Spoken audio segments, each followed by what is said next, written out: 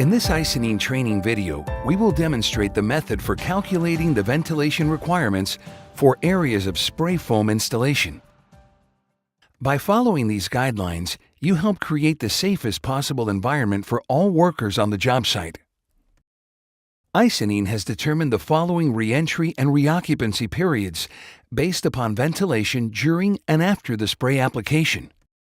To calculate the required ventilation rate, choose the most suitable re-entry and reoccupancy period for the spray area. To determine the size of fan or fans required, we must first calculate the volume of the area to be sprayed. The volume is calculated by measuring the length, width, and height of each room where the spray foam is to be applied.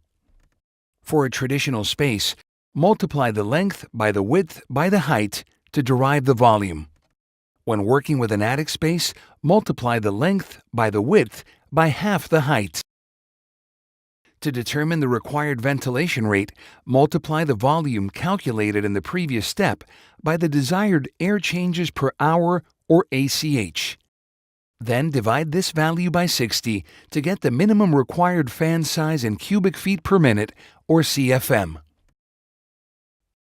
For example, for an attic space measuring 42 feet long, 28 feet wide, and 6 feet high, we have a total volume of 3,528 cubic feet to be ventilated. In order to ventilate this space at a rate of 40 air changes per hour, you would require a fan capacity of at least 2,352 cubic feet per minute. Now that you have the required cubic feet per minute, you will need to obtain a suitable sized fan or fans capable of delivering the desired ventilation rate for the required re-entry and reoccupancy traffic. Make sure that the fan is positioned such that the air is drawn away from the spray area and ventilated to the outside in a safe location.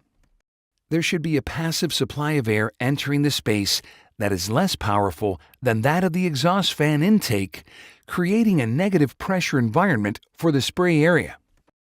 Ideally, the air intake should be approximately 25 feet away from the sprayer and have a particle screen attached at the opening for best operation. Keep in mind that the fan's ventilation rate can diminish depending on the positioning of the flexible duct. The path of the exhaust air should be as efficient as possible with minimal curvature for maximum ventilation rate. Following these ventilation instructions while installing Icynene products will allow for a properly ventilated spray area, ensuring a safer environment for everyone.